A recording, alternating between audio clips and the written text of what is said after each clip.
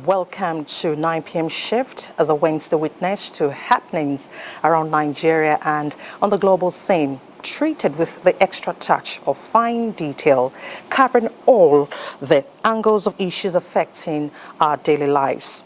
Tonight, states confront issues of insecurity with collaborations with key agencies and the traditional institution. A growing trend of vandalism of national assets and a big push back from the law. House Committee on the Recovery of Public Funds to wield the big stake.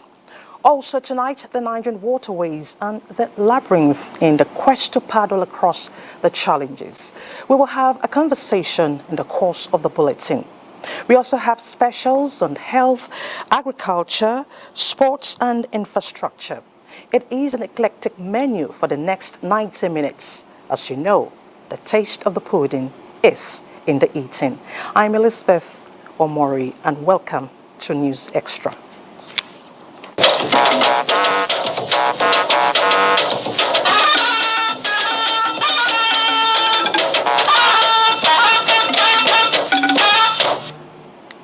Vice President Kashim Shettima has departed Abuja to represent President Bola Tinubu at the G77 and China Leaders Summit in Havana, Cuba from 15th to 17th of September 2023. In a statement by the Director, Information Office of the Vice President, Olusola Abiola says he will be joining other world leaders, including the UN Secretary General Antonio Guterres, at the summit to deliberate on development issues facing members mostly from the global south. The summit will equally explore proactive ways of addressing challenges facing the development of member states, leveraging science, technology, and innovation to enhance socio-economic growth. Vice President Shettima would, on the sidelines of the summit, hold bilateral meetings with other world leaders to promote Niger's trade and investment relations in line with the economic development diplomacy of the Tinubu administration. The Havana Summit is being hosted by the President of the Republic of Cuba as chairman of the G77 and China under the theme Current Development Challenges, the Role of Science, Technology and Innovation. Nigeria is a founding member of the G77 group, which was established in 1964 by 77 developing countries.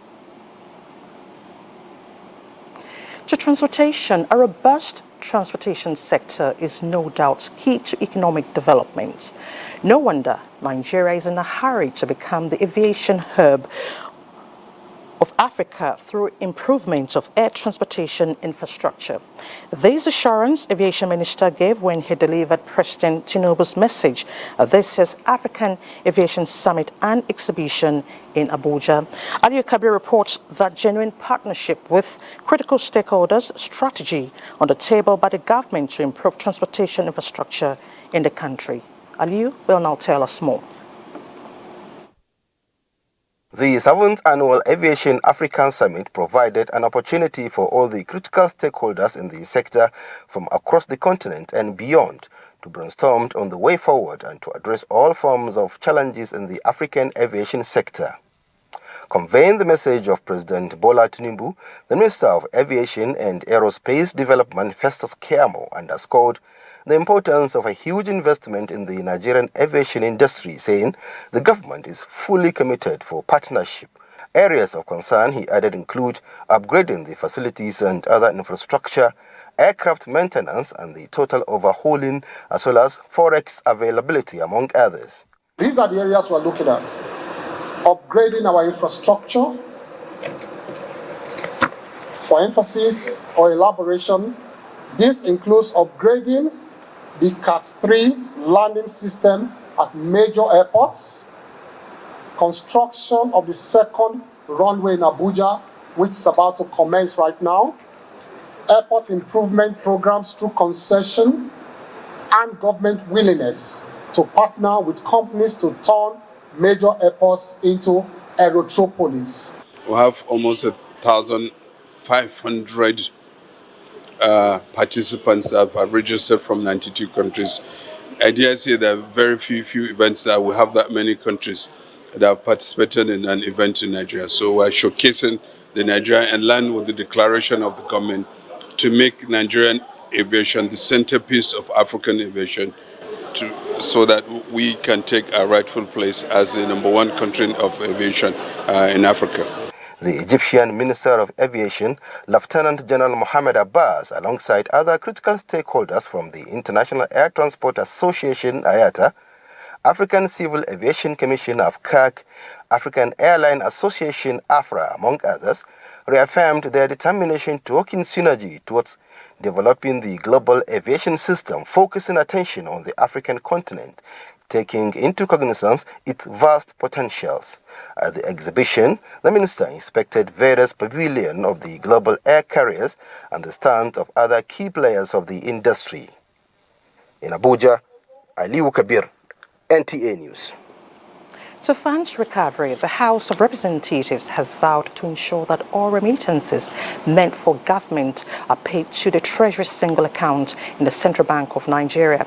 This was stated during an investigative hearing by an head committee on identification and recovery of public funds in financial institutions and government agencies. National Assembly correspondent Mohammed Rabiu Ali reports.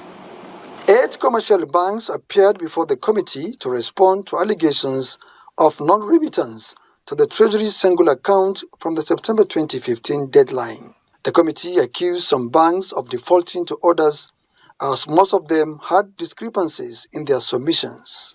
The bank defaulted in days on TSA transfer with cumulative amount totaling 564,583,837.98. Was the bank penalized for the default in transfer to TSA? If yes, how much? Sir, when the TSA was implemented, the bank complied. That's why I said the bank was not in default. You are making reference to Ganashi order. Yes. What is the status? So it hasn't been withdrawn yet from the courts, to the best of my knowledge. I think we have about 2 or 3 of them that are under Ganishi. And it's stated in the report we sent. A kind permission, I'll walk through our record and check this listed MDS and make sure that we provide the statements as quickly as possible, sir.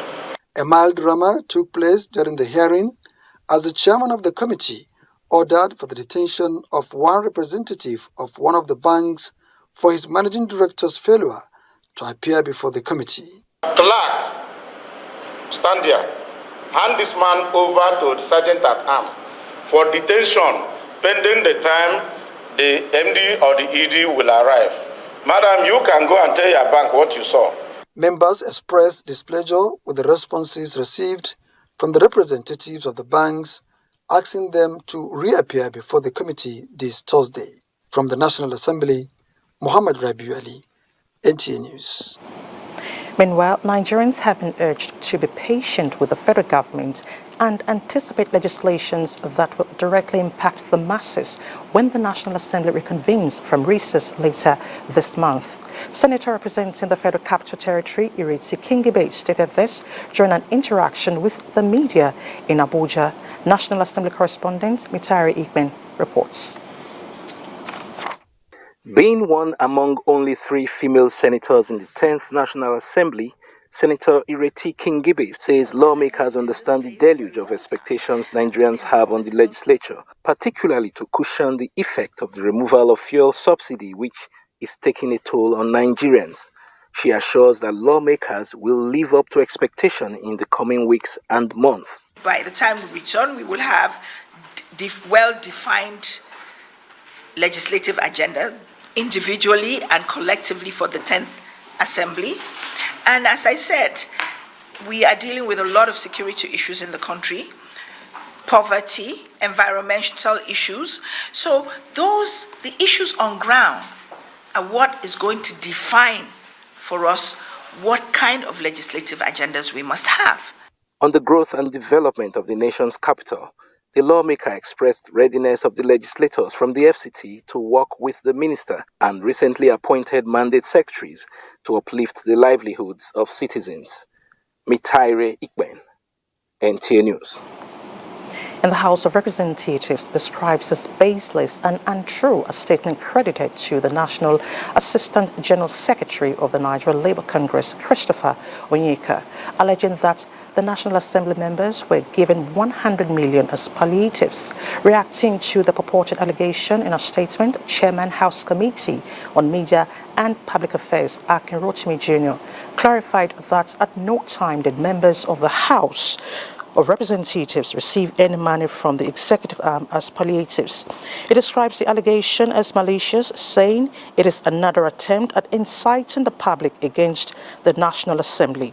The House spokesman notes that the 10th Assembly has so far demonstrated commitment to the welfare of Nigerian workers and remains committed to advancing the well-being of all Nigerians. In other news, 2 people have been confirmed dead as a result of a boat mishap at Kwantan Malam Adamo in Gorin Fufore local government area of Adamawa State.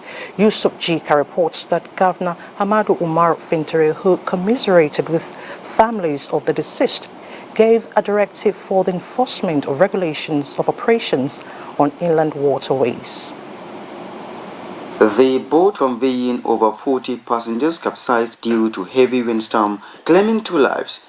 12 were rescued, while rescue operations is still ongoing to get the missing persons. Governor Amadou Marifentry, who was disturbed on the unfortunate incident, visited Green community to commiserate with the family of the victims. He promised to provide life jackets to passengers, directed for the enforcement of regulations on operations of inland waterways in the state. It's an accident, but an avoidable one. It has happened. We are taking measures to ensure we put some safety nets around the canoe business, particularly at this terrible time of the year that we're experiencing serious rainfall, a lot of thunderstorm, a lot of windstorm. The district head of Green, Abubakar Baba Green, thanked Governor Fentry for the visit and assured him of the support of the traditional institution for the development of the state. In Yola, Yusuf Jika, NTA News. Now, in the past months, Nigeria has witnessed an alarming recurrence of boat mishaps and accidents on the nation's waterways. The tragedies echo a long-standing turbulence which could drown the promise of a viable water transportation sector and thriving age-long connection between communities in the country. With 28 states linked by water borders, ferries, skiffs, canoes are naturally in business, but in this business, safety and profit is what you need to stay afloat. Dr. George Mohalo is the Managing Director, National Inland Waterways Authority, and he will be speaking to us. Dr. Mohalo, thank you so much for joining us on the news. Thank you very much for having me. Thank you. Now, it has been a tale of boat accidents leading to fatalities this past week. Adamawa alone with 2 in 1 week. Dr. Mohalo, this is disturbing. All right, yes, I would like to begin my response by sending the authorities' condolences both to the people, the government and the people of both Adamawa and Niger States about the incident that has just happened in a few days back. It's quite sad. We're very saddened about it, particularly for the families. We send our sincere condolences and we assure them that we are in this grief together with them. It's quite painful. In some instances, it's avoidable. And we are doing the most we can to ensure that this does not continuously happen. We feel very worried about it. Okay. You did promise stiffer penalties to operators of boats not observing safety standards after the mishap in Yari, Kebbi State in 2021. What has happened between then and these recent tragic events? Yes, between that time and now, NIWA as an authority, we've done quite a lot with regards to averting incidences like this. We have upped the ante with regards to sensitization, which we think is very key and primary to get people to understand how to operate their vessels, how to operate in the waterways. Just like any other means of transport, there are codes, there are principles, there are laws that must be obeyed to avoid situations like this. And we're doing quite a lot in that regard, bringing in new marshals at all loading points within the country, getting our police more actively involved because NIWA has a police unit. We're also collaborating with other security agencies to enhance and to enforce protocols. We've even secured, by the grace of God, the approval of the National Transport Code, where we have greater, more stringent penalty for offenses that has to do with committing any offense that has to do with water transportation within our country. We provide life jackets, we do sensitization, we send marshals across the country so that they can be able to help us enforce these regulations. We'll continue to do that, we'll continue to enforce it, we'll continue to do our best and getting our people to key into our vision. Since I have this platform, let me use the opportunity to appeal to our people. Let us at least obey the basic protocols. For us to operate on the vessels, it must not be outside the time as provided by law. We must wear life jackets and be properly kitted before we enter vessels. The vessels should be river-worthy. We now have in our department a department that certifies vessels. We have upped the ante with regards to training. Not too long ago, we had trainings in Lagos, we had trainings in Badagry, we had trainings in Warri, we had trainings in Port Harcourt, in Calabar, and then in Yauri. And we are continuing to do that, spreading across the country within the limits of the resources that is available to us. And we'll continue to do that. But there is the need for our people to please buy into these consistent messages we have been sending. Let us obey the protocols. Like I've always said, anytime I have this platform, a majority of the accidents that happen on our waterways are avoidable. There are consequences of human error. Either overloading, either they operate at the wrong time, either they use the wrong vessels, or that the non-qualified boat operators man these vessels. And with this new transport code now, that the punishment is more stringent, now people can go to prison for up to 10 years for violating any of the offenses. Now vessels can be impounded and destroyed if we think that they are not river-worthy. Now, so there's quite a lot of improvement. Especially with the approval of the transport code. All right, Dr. Mohalo, still on compliance, how do you intend to monitor compliance? That's very key, because safety is key. Yes, well, we agree with you very much that safety is key, and we're laying a lot of emphasis on it. Like I did say earlier, we have a newer police that we have. Today in our country, we have 23 area offices. And within these area offices, we have police units that operate on our waterways. The authority has provided patrol boats, which we distributed to all our area offices for them to be able to enhance their monitoring capacity. We have also provided search and rescue stations. We are targeting to build 23 search and rescue stations. We have completed 11, and they're all functional now, where we can respond on-the-spot responses with regards to challenges that come up on a regular basis. So we have developed that, and it's functional now. And we have gone to the extent now, because we know we don't have enough police to go around. What we have now done recently is to recruit marshals. We call them water marshals. Kit them properly and get them to help us in enforcing our regulations. We decided to choose these marshals from the local communities where we have loading bays, jetties, and quays and ramps.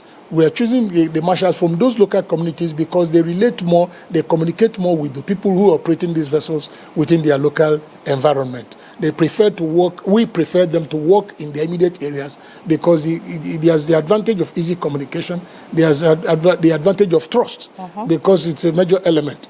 Trust, because they believe in their people, and when their people tell them, don't do this, they will tend to listen more than those of us coming from outside to come and give them conditions and give them and try to enforce protocols. But when we're using marshals, we have more results, we achieve more results. All right, Dr. Mohalo, quickly, how do we navigate out of these troubled waters of capsizing boats, passengers and operators? Yes, we continue, for us to get out of it, just like any natural situation, accidents certainly will happen. But what we are saying is that we want to bring it to the barest minimum. Now, we will continue the sensitization we are doing. We'll keep emphasizing it, we'll keep selling it, using all means of communication that is available, including using local town criers to get people to key into what we are doing. We'll keep procuring and distributing on a larger scale life jackets. We keep educating people on how to use these life jackets. We keep monitoring and ensuring that vessels are certified, registered and certified. Now we have gone electronic. Now you can even electronically register vessels, certify vessels and register them within NIWA, because we are digitalizing our processes so that we can, wherever you are, these vessels can be electronically certified so that we can even monitor your vessel from our headquarters. So we are doing that. So we keep doing these things we are supposed to do. We keep ensuring, insisting that protocols are obeyed. Vessels don't move in the night. Vessels don't move early hours of the morning, because a good number of the accidents that has happened during these times. And these vessels don't have night navigational aids.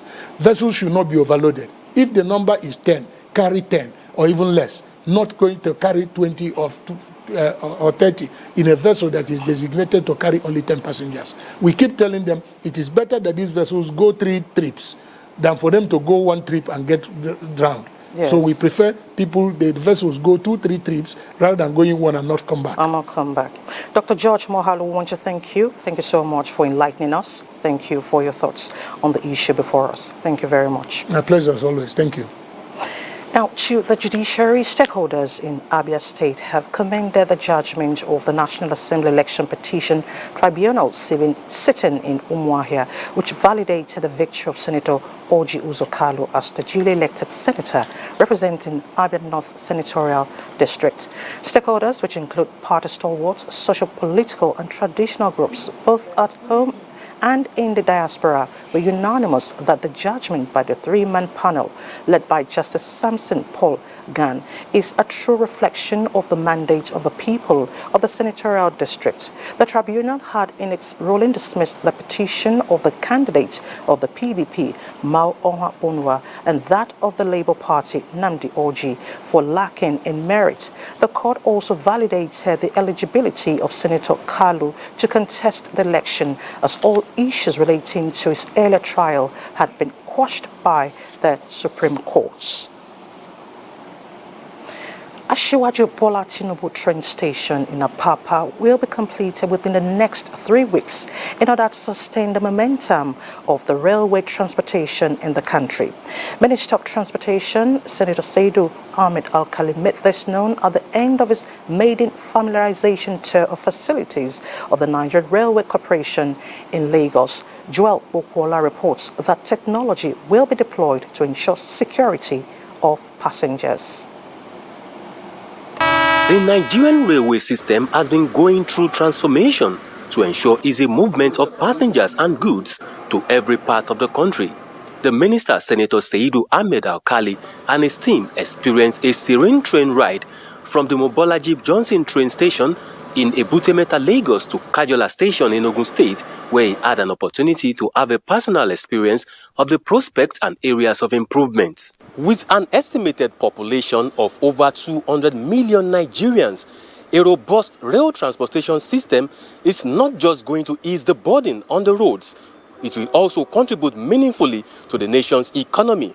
Actualizing this agenda will be the focus of the new administration. While briefing the media, the minister says completion of all ongoing projects will be vigorously pursued, while more stations are expected to come on board. President Bola Ahmed Tinubu train station, we said 3 weeks. To fix narrow gauge, Lagos Kano, we said 3 months. Mina, Abuja, Kaduna, Kano. As it stops in Ibadan. So they are going to continue with the work from Ibadan to Mina.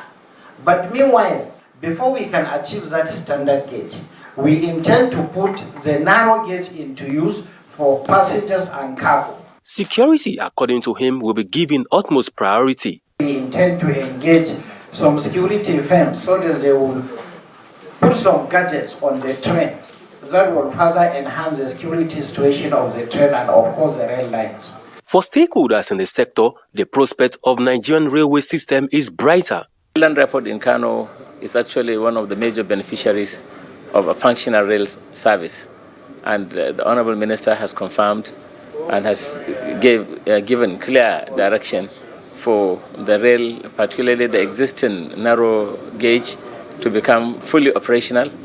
The welfare of workers in the Nigerian Railway Corporation is another salient area the minister has promised to give accelerated consideration. In Lagos, Joel Bokwola, NTA News. Addressing the root causes of 13 years of security challenges in Borno State is a task Governor Zulum considers a priority. Hence the inauguration of 2 mega-sized vocational enterprise institutes and equipping 3 of others yet to be inaugurated in 100 days of his second term in office. Mohammed Goni in this special report tells us more on the development.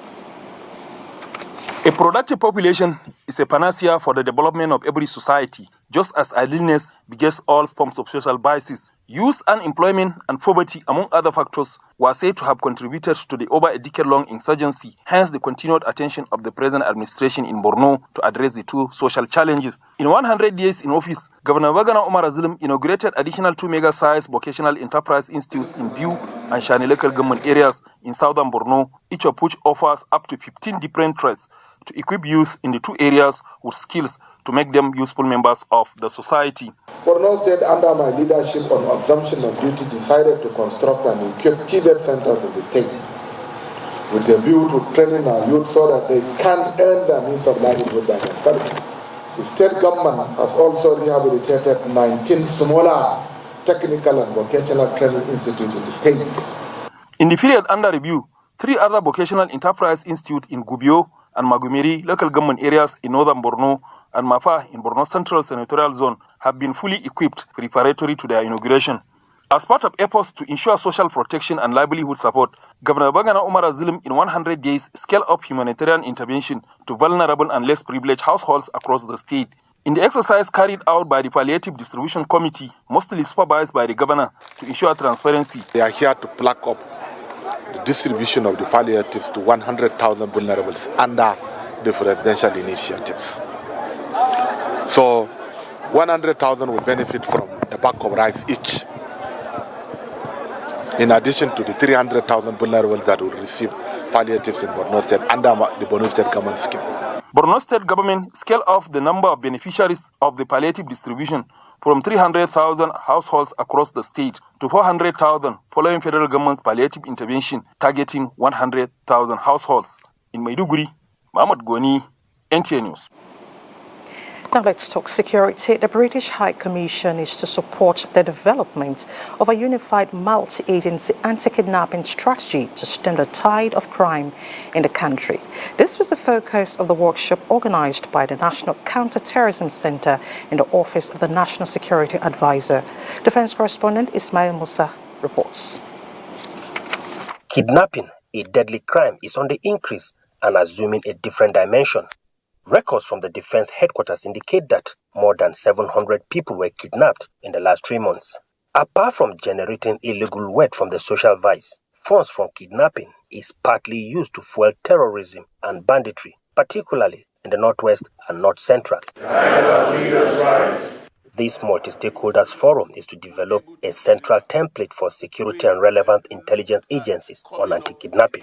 The proceeds of kidnap for ransom have continued to serve as a platform for financing terrorism, not only in Nigeria, but across the Sahel. It's no longer just kidnapping for criminality, it's criminality as an occupation to support other kind of occupation, which are, of course, illegal occupation. Proliferation of agencies is not a problem, but let us have a framework to define how we're going to engage. We can have a national multi-agency fusion center with defined roles based on jurisdictions, based on individual organizations' mandate, and all of that. And I think if we do it, Nigeria will be better for it. We've got a framework, and we're building on this framework, and we're going to come up with something which will define what the multi-agency kidnap fusion cell will be and what it will look like. In the renewed collaboration, the media is taking to task journalists by being part of the drive to stem kidnapping. The media, no doubt, is overly germane to helping in building the kind of relationship that this center desires in setting records straight on the effort of our security agency in the protection of life and property in the country. This platform is to, among other things, enhance synergy between the media and security agencies. In Abuja, Ismail Musa, NTA News. Thank you, Ismail. We need to be more security conscious. Now, the government of Niger State is leveraging international partnership in addressing the disturbing attacks ravaging some parts of rich water bodies and arable lands in the state. This is coming as the state prepares to host an investors summit aimed at unlocking economic potential and creating surplus for consumption and export. Abubakar Akwanga tells us more. Niger, a state endowed with vast arable land and solid mineral deposits, but gradually being undermined by violent forces. This is what the government will no longer tolerate, as it says to attract direct foreign investors. A ministry has been created for nomadic and pastoral affairs to engage the Fulani herdsmen so that they can understand that they can be better, if they are doing ranching. A lot of hybrid grasses have been brought in from overseas. We already have an initiative with the CBN where we have 33,000 hectares of land have been prepared in Bobby Grazing Reserve, and another 25 in the Moba Grazing Reserve, so that we can have these animals domesticated. This one. So security wouldn't be an issue. The military, the federal government, the state government were in collaboration, and as you know very well, these are not things we should discuss in the public. Migration from fossil fuel to renewable energy, exploration of solid mineral deposits, reduction of carbon emission, afforestation program, and massive job creation will top agenda during the summit. The theme of this summit shall be Sustainable Future, Harnessing Green Assets and Innovation for Niger State's Prosperity. This encapsulates our central vision and purpose of the Niger State Green Economy Initiative. It communicates the state's commitment to the sustainable development of its valuable natural resources. The summit also promises to attract experts across various fields to interactive sessions that will put the power state on a vantage position beyond the ambit of resources it already had for optimal economic benefits. In Abuja, Abubakar Akwanga, NTA News. Away from security matters, President Bola Tinubu sent warm greetings to the Alaki of Egbaland Oba Adedotun Aremu Gbadebo III on the occasion of his 80th birthday. In a letter personally addressed to the Alaki of Egbaland, the president wrote, "I share in the joy of so many Nigerians in celebrating another milestone with you and your family, the Council of Chiefs, sons and daughters of Egbaland, as well as friends and associates from the public and private sectors. Your Royal Majesty's track record of service to our nation has been inspiring, exemplary and commendable, most notably beginning with your distinguished and meritorious career in the military, which saw you winning many medals." President Tinubu praised Allah to grant him more years of joy, health and strength to continue in the service to the country. Meanwhile, President Bola Tinubu extends profound condolences to the government and people of Libya in the aftermath of the devastating impact of Storm Daniel and subsequent flooding, which severely affected the eastern regions of the country. The president commiserates with families who lost their loved ones and wishes quick recovery for those injured. The Nigerian leader assures the great people of Libya of Nigeria's unwavering solidarity during these trying times, adding that this disheartening loss of lives, homes, livelihoods and critical infrastructures remain shared grief. You're still watching News Extra. Let's take a break now. More reports ahead for you when we return. To stay. Take it from me, the mind-blowing way to do things is the Glow LTE advanced way. When you stream, it's like you're in the drama itself. When you make calls, you reach where others can't. Cookie! Doing business is like running Wall Street from your street. And when you play, I did beat you guy. We'll see about that. It's like traveling the world without moving an inch. Is that Toby in your room? You can download in the blink of an eye in 4K. Go. And when you go for your dreams, It's like running with the strength of 3 nations behind you. Glow LTE Advanced, the power of 3 data networks in one. Get a Glow SIM or dial *301#.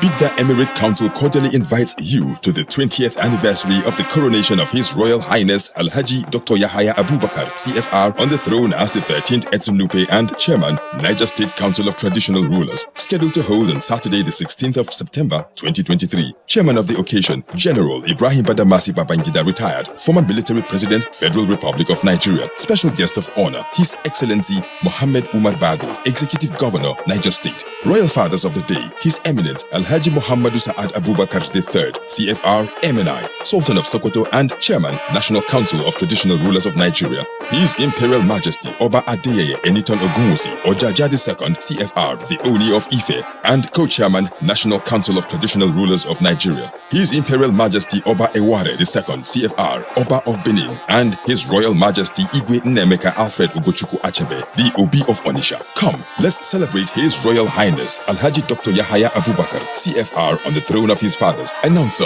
Alhaji Kasim Umma Yewa, Barade Yaki Nupe, Chairman, Central Organizing Committee.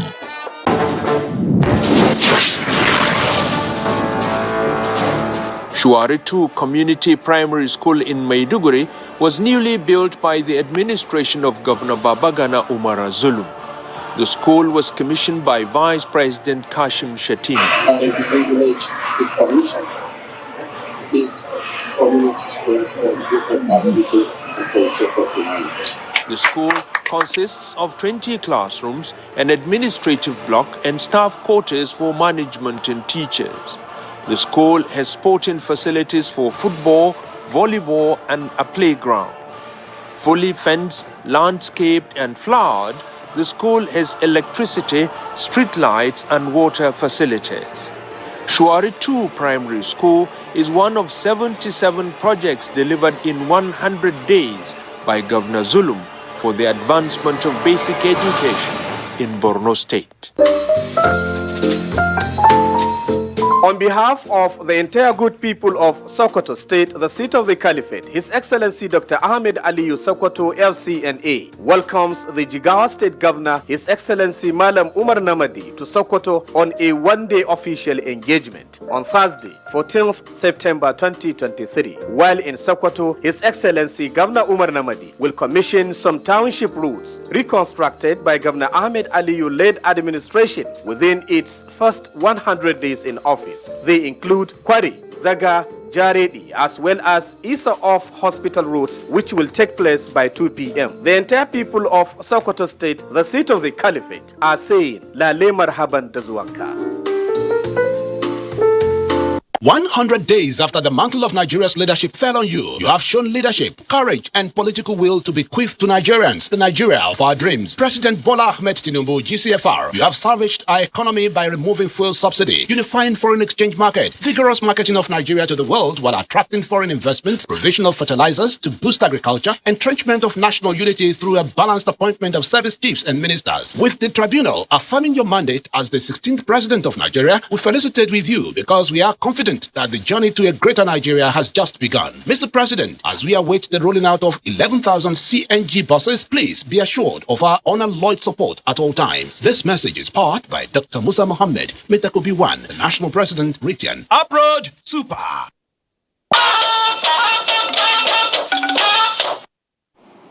Thanks for staying with us. Now we begin this segment on health matters. The federal government will be working with states and development partners towards addressing major health concerns in the country. Minister of Health Ali Pate stated this when he visited Governor Abba Kabir Yusuf at the Kano Government House. Abdullahi Mustafa has details. Muhammad Ali Pate is the first minister to visit Kano, and the state is the first to be visited by him since the inauguration of the Federal Executive Council by President Bola Tinubu. As Health Minister, he is leading a team of representatives of various development partners who are in Nigeria to render support in addressing various health issues. He and other members of the delegation briefed Governor Abba Kabir Yusuf on their findings after touring some health facilities and meeting with critical stakeholders in the sector. Major intervention is in the fight against malaria, which claims hundreds of lives yearly. They planned it deliberately because they want to support Nigeria to improve the health of its population. But that support will only manifest if leaders at the federal level and the state level work together. We appreciate this concern. I want to assure you that we continue to reciprocate. While thanking the delegation for the proposed intervention, Governor Yusuf also highlighted some milestones recorded in the health sector during his first 100 days in office. In Kano, Abdullahi Mustafa, NTA News. Sickle cell anemia is a genetic red blood cell disorder in humans and has claimed many lives globally. Efforts to increase public knowledge about challenges experienced by patients, families and caregivers of people living with this condition necessitated the declaration of the month of September as the International Awareness Month for Sickle Cell. With Nigeria having the highest number of people with sickle cell anemia globally, Aisha Abubakar Yaya takes a look at the causes, management and awareness level of sickle cell anemia. 2008, the United Nations General Assembly adopted a resolution that recognizes sickle cell anemia as a public health problem and one of the world's most genetic diseases that need urgent attention. Research reveals that millions of people are living with sickle cell anemia globally, out of which about 6 million are Nigerians, making the country have the highest number of people with sickle cell. 29-year-old Damilola Ajibade is living with sickle cell anemia. When it comes to job opportunity, that discrimination, when it comes to partners, that discriminations, a lot of discrimination because they feel sickle cell is a death sentence and they feel that, they are burden. Dr. Amdallah Isa, a consultant pediatrician with the Children's Specialist Hospital in Ilorin, says the hospital attends to not less than 6 sickle cell children on a daily basis. This, she says, is worrisome and requires concerted efforts to raise more awareness among Nigerians. Provision of all the treatment modalities will not reduce the burden, but we should let people be aware, especially those secondary school children. They should know their genotype such that we can, in a way, reduce the burden in our environment. And also, a carrier is not supposed to marry a carrier. That is, AS should not marry AS, because both of them may transfer that abnormal gene they have to their child. My findings revealed that many Nigerian youths are ignorant about their genotype. Do you know your genotype? No, I don't know my genotype, because I've not done any tests like that. No, I don't know my genotype, because I don't have any reason to run such tests. No, I don't know my genotype, because I haven't had the opportunity to do it. If the world can support survivors of sickle cells and advocacy for genotype testing is increased, Nigeria and indeed the world will have less sickle cell burden and everyone will be better for it. Aisha Abubakar Yahaya, NTA News. Thank you, Aisha, for that report. It is important that you know your genotype before marriage. Very, very important. Now, the federal government and United Nations Children's Fund are discussing modalities to meet identified funding gaps of $9.2 billion in Nigeria's water, sanitation and hygiene wash sector and end open defecation by 2025. This was part of the agenda as Minister of Water Resources and Sanitation, Professor Joseph Utsev, and Minister of State Water Resources and Sanitation received an audience from UNICEF officials in Abuja. Oluseyi Adiago reports.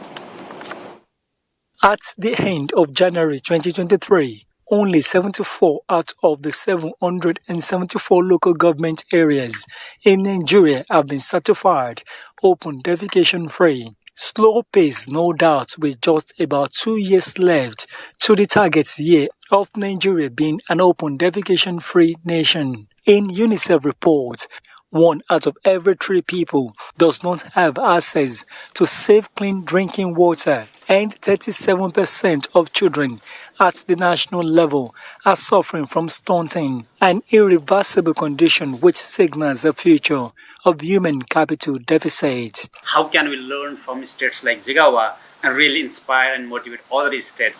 And as we work for children, we cannot divide the children. Children requires all kinds of support.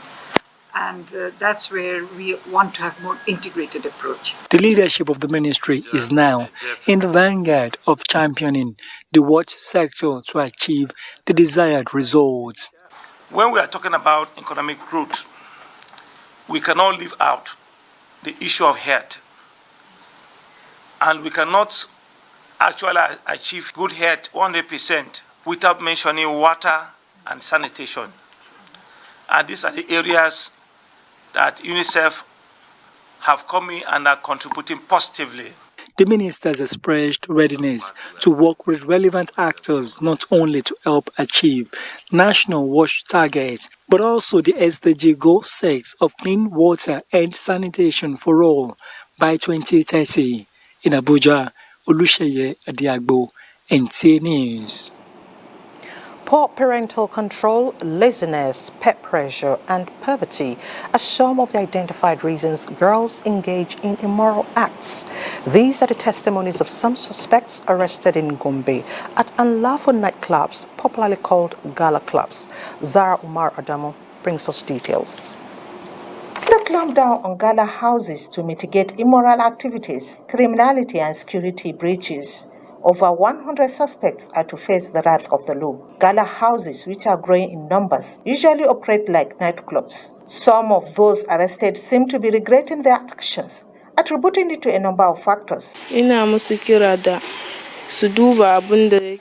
to what I was doing, I'm calling on other girls to learn a lesson from the happenings around them. Even us that are into the act are only suffering. We are regretting it. I have all I want in my home. It's only stubbornness. Lydia Muhammad, who has been taking alcohol, Indian hemp, and drugs, was initiated by a friend. Before now, only beer I take. But what we do together, she will give me syrup some more. I will tell and say no. She will tell me say take. I will take. I will tell and say, oh, this syrup is very sweet too. I will take it tomorrow. When I don't already take, my eye go blind, my leg go shake. I no fit eat. I no fit talk. I started the immoral act with my friend, and my sister decided to get me married. All the girls arrested at various gala clubs are remanded at a detention center. Zara Umar Adam, NTA News. To ensure you make the upbringing of your children your priority. News Extra will continue with our busy businessman, Benny Adams, after this break. To stay. With Win with the King promo, now you have been offered the opportunity to win lots of fabulous prizes. On the list, MG5 executive cars, millions of naira, tricycles, LED television sets, generators, Android phones, rechargeable lamps, bags of pure cement, pure branded t-shirts, and an abundance of 200, 500, and 1,000 naira recharge cards. Buy just a bag of pure cement. Look out for the scratch card inside. Scratch to reveal your prize. Then call the number on the scratch card to redeem your prize at any Bua Redemption Center located in the 36 states capital, or call for more information. Terms and conditions apply. Bua Cement, the king of strength. Give me a Risco tomato instead. I go give you imported tomato. Be like saying that people like you, the wicked our country people. You see this Risco, Richiku or Machico, They take correct natural ingredients, make them. If not made in Nigeria, like a Risco, get many benefits. It help grow our economy. And job plentiful, nyafo nyafo. And when you put them inside mouth, it's sweet and it dig the one for. Buy made in Nigeria. Buy a Risco product. Cancer can be a devastating illness. Cervical cancer can be even more devastating, knowing it can be prevented. Oh yes. From the 25th to the 29th of September 2023, the Primary Healthcare Development Agency will commence the first phase of routine vaccinations for girls between the ages of 9 to 14 years in 16 states of the Federation. Parents and guardians of girls between the ages of 9 and 14 years are encouraged to visit primary healthcare centers and general hospitals in these 16 states to get vaccinated against HPV, the causative organism of cervical cancer. Together, we can raise awareness and prevent cervical cancer from taking more lives. This message is brought to you by MESH, an NGO of the Nigerian Supreme Council for Islamic Affairs. For more information about MESH and their activities, please visit meshnigeria.org or their social media pages at MESH Nigeria on Twitter, LinkedIn, Facebook, and Instagram. Or call 0809 933 2299. MESH, good quality life for the less privileged people in Nigeria. You and your hair go through a lot. The heat, rain, chaos. It's a non-stop war against total breakdown. But just like you, your hair can stay strong no matter what. Mega Growth Break Free Daily Leave-In Strengthener for all hair types is infused with a unique blend of natural oils and conditioning proteins that helps protect your hair. Mega Growth Break Free, your daily defense against breakage. Get in on the action with Betano, your exciting destination for thrilling sports betting. Enjoy an award-winning experience with amazing betting options, cash out, and missions, as well as other features. Join now and get a welcome bonus of up to 100,000 Naira. Betano.ng. The game starts now. Hello, madam. Would you like to join us on this mission? Yes, but how? Just one question. How do you keep your toilet clean? I use regular detergent and bleach for washing and removing yellow stains. I have been using it for years. Oh, madam, the regular detergents and bleach are used for washing clothes. To disinfect your toilet, you need Harpic 10X. It is specially made for germs and stains removal. Harpic sticker formula settles on stains and gives 10 times better cleaning. Wow! Now I'm convinced, Helen Paul. Really? Yeah. The next house is yours. Walk the talk. It's a walk I've walked many times. It's okay, everyone. Nothing's well. Before, these tough stains would stay on my clothes, and all the scrubbing, it would fade my colors. But thanks to Ariel Color Expert, nothing's well. It lifts the toughest stains, keeping your clothes bright, wash after wash. Oshay, Ariel Color Expert. Let's get this party started. New Ariel, 5 times color protect power. Good to know you're still here on the Extra Touch, and it's time to talk our business. Now, experts at the Association of Capital Market Academics of Nigeria say the policy measures being rolled out in the first 100 days of the new administration are playing significant roles in growing the nation's economy. Bosede Abel reports that the briefing also applauded the recent engagements by the president with international investors in India and the UAE, and hopes that pledges made by the investors materializes to forex liquidity and job opportunities. Means embarking on deliberate efforts to diversify the export base. In the meantime, the government should give support to the Central Bank of Nigeria in the implementation of the RT 200 program, especially in relation to port reforms, while it works on the ease of doing business to pave way for increased foreign investments. And the Nigerian youth have expressed readiness in ensuring that the present administration's declaration of emergency in agriculture records the desired effect. Have surge in fintech in Nigeria currently. If we can have that also in agriculture, it will encourage young people to come in, and the interest should be single-digit interest rate, and let it be soft, especially if we can take out collateral. It will improve a lot. It will improve agriculture in Nigeria.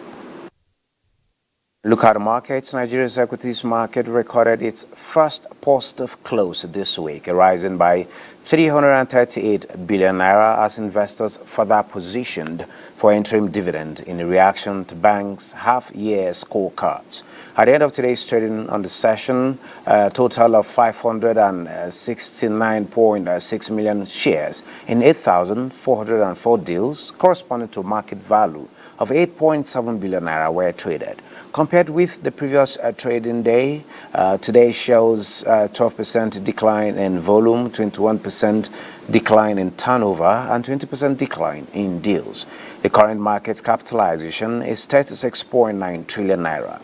Owando recorded the highest volume of 163 million traded shares, followed by Access Holdings 63.6 million and Fidelity Bank 39.6 million. That is business news. Network news continues with Elizabeth. Oh, Elizabeth, is it extra? Thanks so much, Benny, and nice doing business with you. Now, a bit from the oil and gas sector. Over a decade after Petroleum Trust Development Fund, PDTF Skills Development Center in Port Harcourt was conceived, the federal government is taking steps to ensure its completion towards training of low and middle cadre manpower for the oil and gas industry. Kingsley Amajiri reports that Minister of State Petroleum Heineken Lukubiri was at the site to appraise progress of work. The PTDF Skills Development Center was conceived in 2010 to train low and middle level manpower for the oil and gas sector. Construction work commenced in 2011 with various aspects of the project at different levels of completion. The long time frame since the project conception resulted in delays in the completion. NCDMB's intervention increased the overall level of project completion. So we did approach PTDF and said, this skill center that you are building, why don't we get together and get it functional? The major part of it, in terms of value and the rest of it, or we took as NCDMB to say, we will complete them. The Minister of State Petroleum is at this site to inspect the level of work and also appraise the challenges to the completion of this project. Minister of State Petroleum Heineken Lukubiri, after meeting with the stakeholders and tour of the facility, says the federal government is poised to ensuring quick completion and usage of the facility. This project will be completed within a short time and be put, to use. This project is more important now than ever. At the moment, progress work, as reported by the officials of the PTDF, is at about 80% completion. So far, work at the Vocational Center Tower Building, workshop, library, auditorium and residential homes have been completed. The hostels and cafeteria projects are still ongoing. In Port Harcourt, Kingsley Amajiri, NTA News. The impact investing ecosystem in Nigeria is set for further growth as the federal government reaffirms commitment to facilitating favorable investment climate through policy-targeted incentives. Minister of Budget and Economic Planning, Atiku Bagudu, gave the assurance at a meeting with members of the Nigerian National Advisory Board for Impact Investing in his office. Neka Oko reports. Impact investing, a socio-economic concept by the Rockefeller Foundation, is gaining traction in Nigeria as investors continue to seek ways of utilizing financial resources to address pressing social and environmental issues while generating financial returns. But this has not been without challenges. So what are we trying to do with the National Advisory Board is to establish collaborations with partners from the supply side of capital, the demand side, intermediation of capital, as well as policy stakeholders to build this ecosystem. We believe that with policy we can unlock these barriers and channel capital to where it is needed the most. The administration will do what is necessary to ensure that the macroeconomic environment supports investment decisions. The Minister of Budget and Economic Planning also met with representatives from the Bill and Melinda Gates Foundation. The discussions revolved around collaborations in the areas of healthcare, agriculture, and resource allocation. The ministry stands ready to cooperate promptly with the foundation. Over the past 10 years, we invested around $2 billion US in Nigeria. And we are going through a strategy refresh that will allow us to expand our program. The foundation commended Nigeria's efforts in polio eradication and the progress towards achieving universal healthcare coverage and pledged continued support in this regard.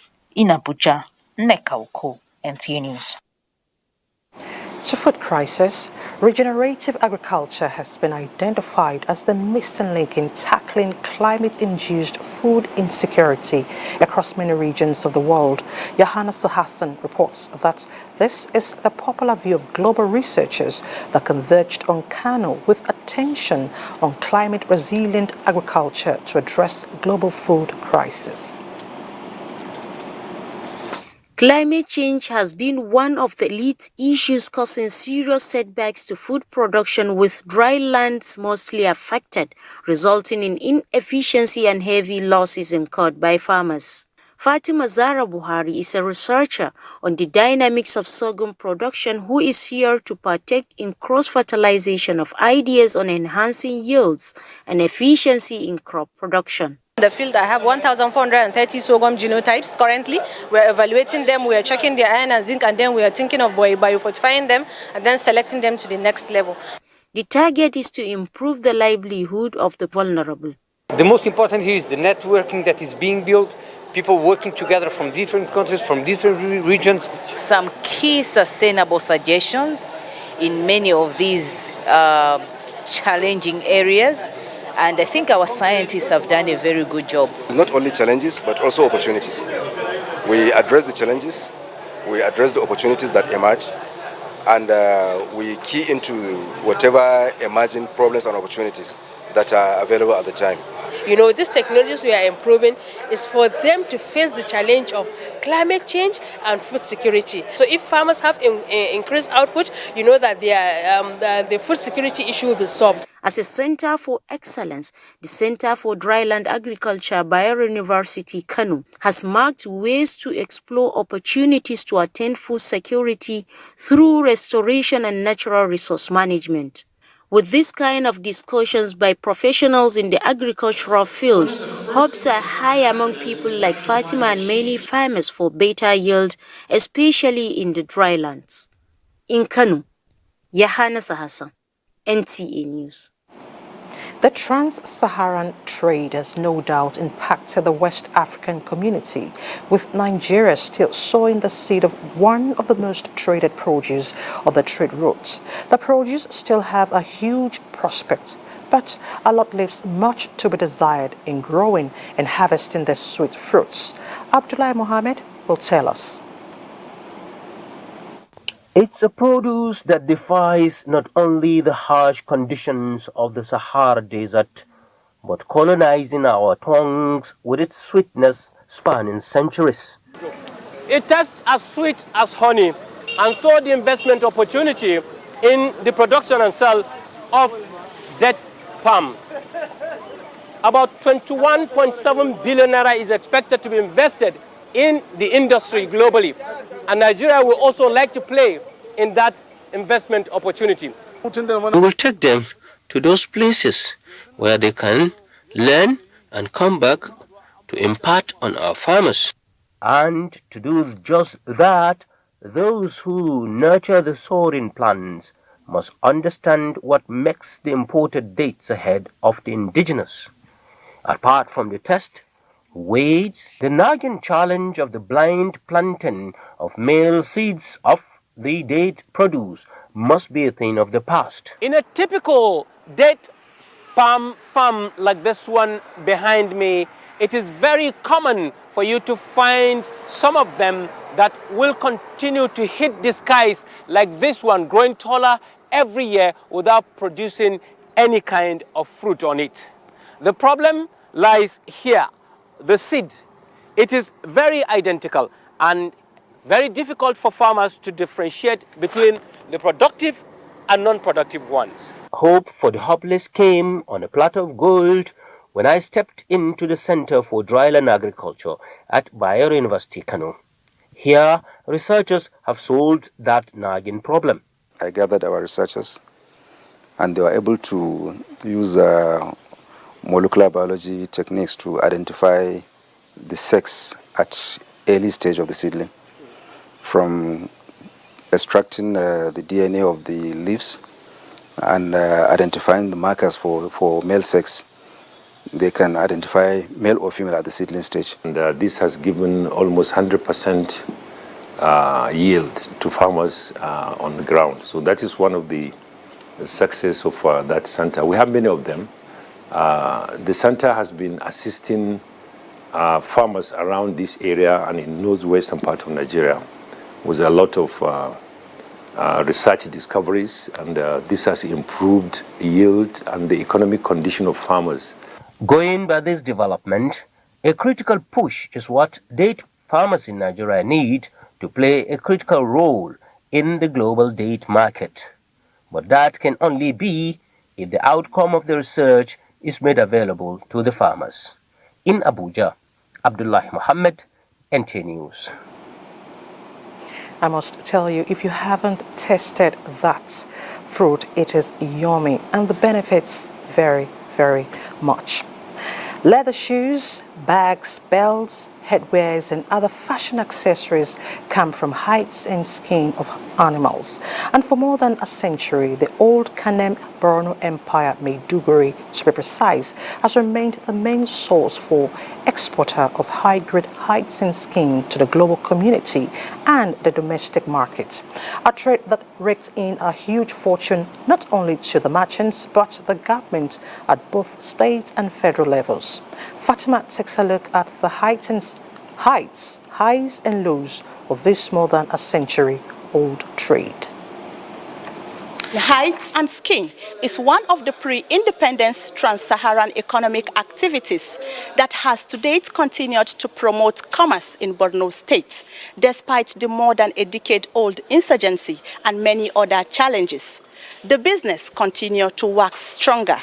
Hides and skin are renewable raw materials produced in large quantities in northern parts of Nigeria like Kano, Katsina and Maiduguri. The animal byproduct is an enduring boost to the nation's economy, currently used as important and valuable in producing leather materials such as footwear, car seats, belts, bags, home interior decorations and cultural artifacts, amongst others, as well as Pomo, which is popular delicacy amongst the Yorubas, Igbos in Nigeria. The question now here is, what are the changes hides and skin businesses has undergone during and after insurgency? The market is not like before. We have been losing our money.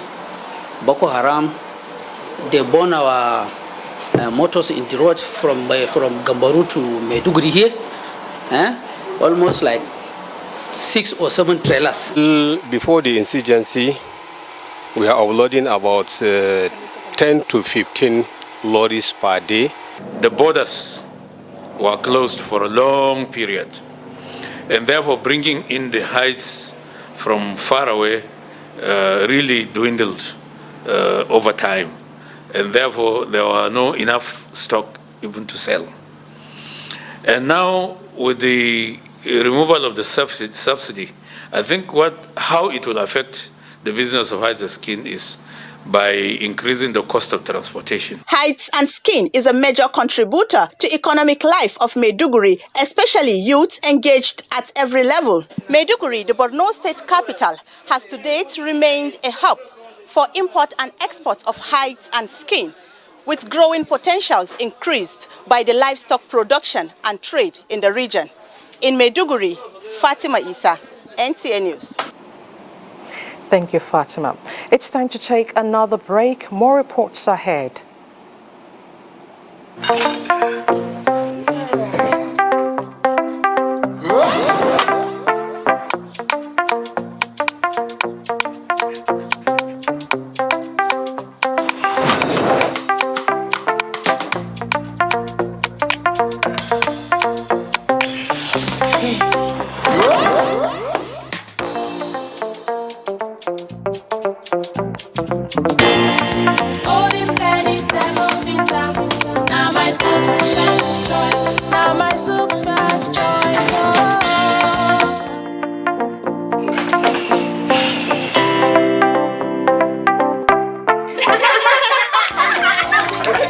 Enjoy the delicious, nourishing, and satisfying taste of Golden Penny Semovita.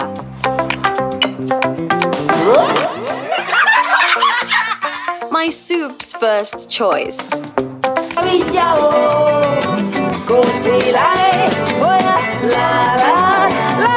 Every mom, a treasure beyond measure. 3 Crowns Milk. Healthy moms, happy families. Bye, Mom. He's going to play in this weather. Why did you let him go? He might fall ill. And if he doesn't go out for practice, how will he win more trophies? To protect our family from illness-causing germs during the rainy season, we use Dettol soap every day. Dettol with germ defense gives you protection. Raining season brings a lot of germs, and Dettol soap's germ defense protects you from up to 100 illness-causing germs. Dettol soap is endorsed by the Nigerian Medical Association. Be Dettol Soap. Like a bird needs wings to fly, you need skills to be productive. No matter the level of your education, ITF can train you to acquire skills in areas like mechatronics, metal machining, facility technology, electronics and computer networking, information and communication technology, ICT, culinary art, and agriculture. Acquire a skill and transform yourself from being unemployed to becoming even an employer. Be a valuable Nigerian youth. Say no to unemployment and poverty. Oh, I'll spread my wings and fly so high. I'll reach for the stars, yeah, it's time.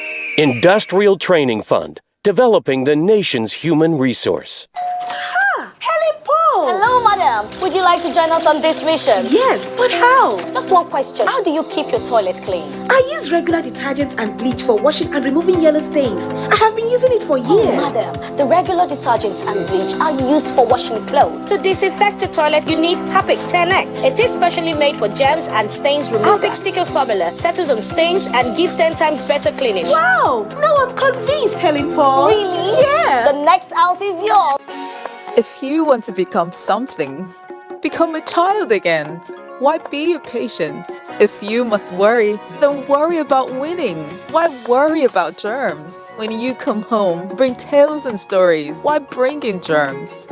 Shield your families from germs. When Dettol is a part of every household bucket, then you and your family can stay protected from up to 100 illness-causing germs. Everyday use of Dettol keeps my loved ones protected. Something new is about to hit your imagination of TV. A brand new sundial with StarTimes inbuilt technology. New TV innovation with an inbuilt decoder that connects you to both StarTimes antenna and satellite signal. StarTimes sundial TV, you can enjoy over 300 local and international channels, 1 month StarTimes highest bouquet for free, automatic system update. More benefits, more affordable. StarTimes Sundial TV is available in all StarTimes branches and dealers countrywide. StarTimes Inside, entertainment inbuilt.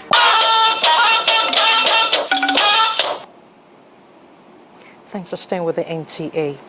Committed to the welfare of workers during and upon retirement, the Enugu State government is planning to build 20,000 mass housing facilities for the state civil servants within the next 1 year.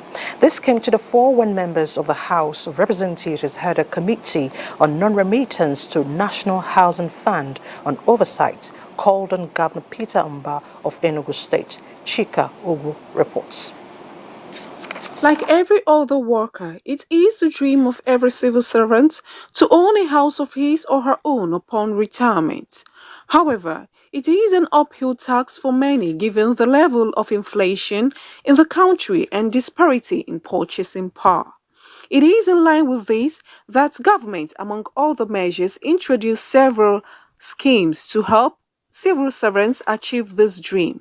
This necessitated the establishment of an ad hoc committee by the 10th House of Representatives to visit the 36 states in the country and investigate their level of compliance in remitting to the National Housing Fund and its utilization. The first port of call was Enugu State, where they met with the governor. We are so happy to see that Enugu State have been remitting to the National Housing Fund. We still saw that the local government needs to do more in terms of remittance.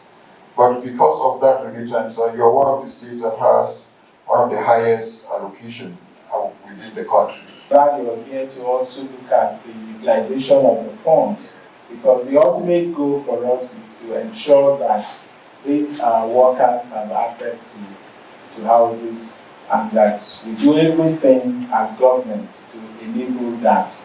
The ad hoc committee inspected the various housing projects under the NHF scheme in Enugu. Chika Ugu, NTA News. September 13 is a special day for the tech community worldwide. It is World Programmers Day.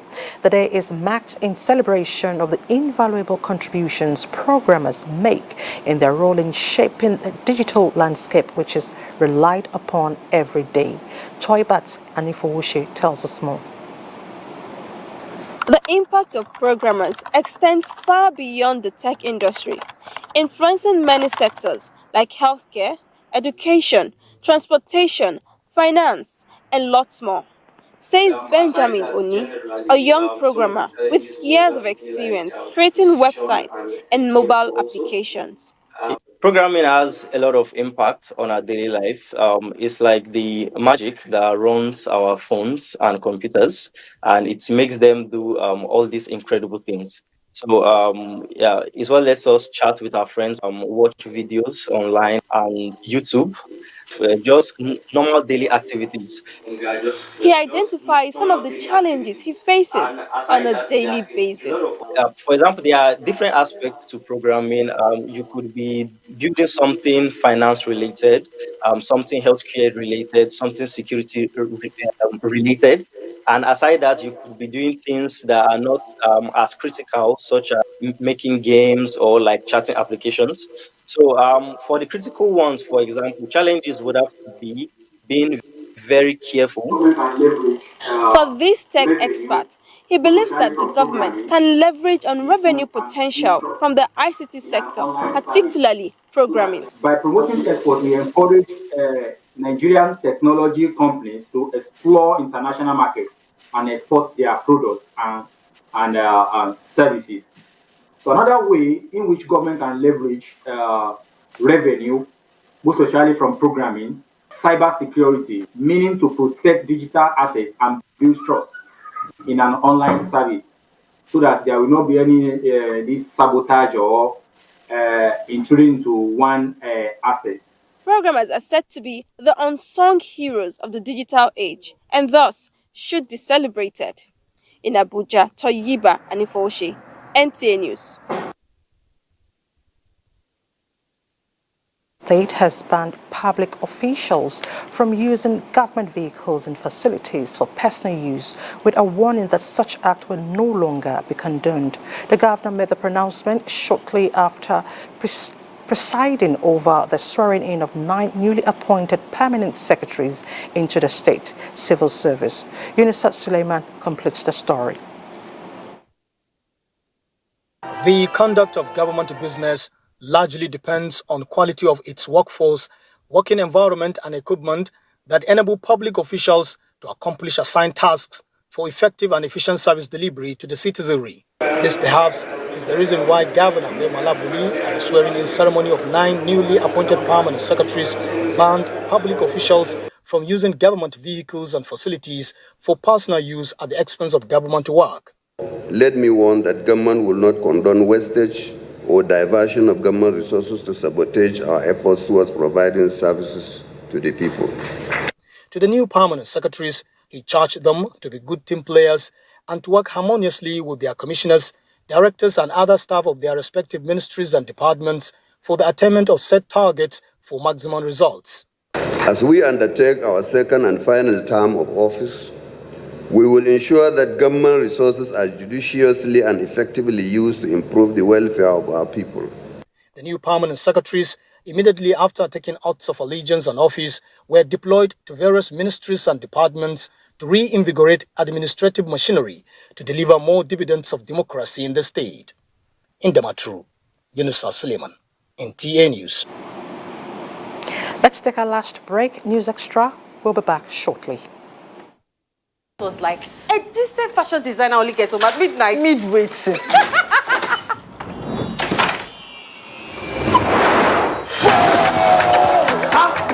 like Osime. Papa just the chop Italian league like Oha. These are real housewives of Abuja.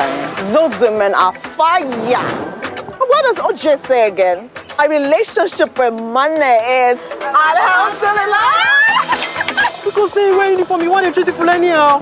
Imagine this officer, I will clear out one lie. Don't cost. Bruh, come on there. Size no matter. The biggest dragon for Westeros, now small picking face am, climb am, ride am like Formula 1. Yeah, catch me. He found the gold and asked her for just shaking me piece of the pie, and she killed him for it. Obini, fair women, no. No one tells a story like we do. Showmax, Africa's original streaming service.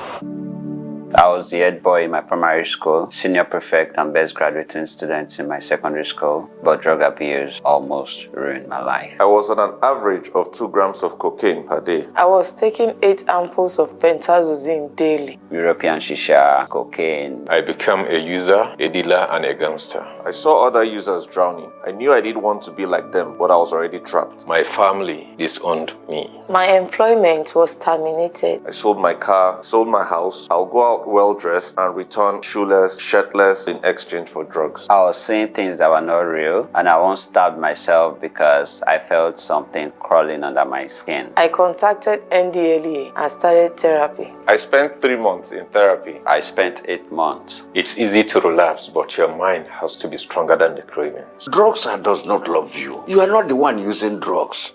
Drugs are the one using you. Say no to drug abuse. Hello, with everybody for you.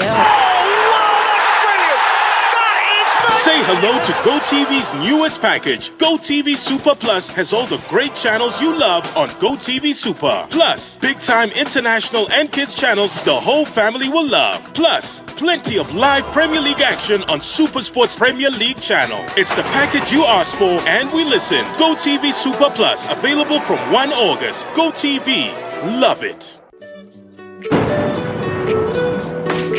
Bye, Mom. He's going to play in this weather? Why did you let him go? He might fall ill. And if he doesn't go out for practice, how will he win more trophies? To protect our family from illness-causing germs during the rainy season, we use Dettol soap every day. Dettol with germ defense gives you protection. Raining season brings a lot of germs, and Dettol soap's germ defense protects you from up to 100 illness-causing germs. Dettol soap is endorsed by the Nigerian Medical Association. Be Dettol Show.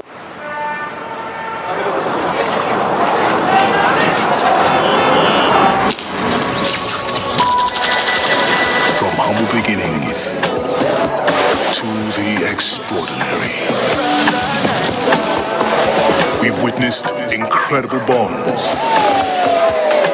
the rise of legends in the most challenging of times, and the most unforgettable moments that kept us at the edge of our seat. Everything up till now was just the beginning. Legends go head-to-head as timelines have collapsed for the ultimate showdown. Welcome to Big Brother Niger All-Stars. Proudly sponsored by Money Point, powering dreams. In association with HFM, online trading at its finest.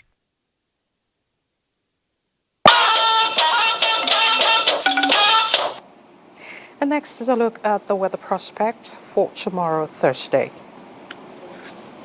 Glad to have you join us. We expect to start off the day with patches of cloud and sunshine intervals across most parts of the country, especially the eastern axis. However, we expect to have early morning thunderstorms across parts of Kaduna, Katsina, Sokoto, Zamfara, Kebbi, Adamawa, Taraba, and Borno, extending down to parts of FCT, Niger, Ogun, Ondo, Edo, and the stretch of the coastal cities. We expect more activities by afternoon as thunderstorms are expected across most parts of the north central, and the southern parts of the country. Let's take a look at the forecast across some selected cities. See you again.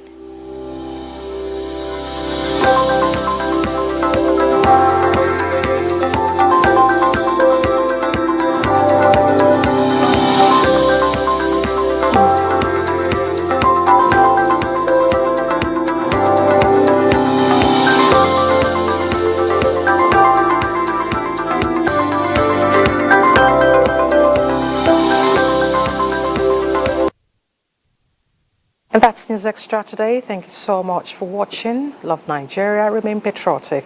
I'm Elizabeth Omori. Good night.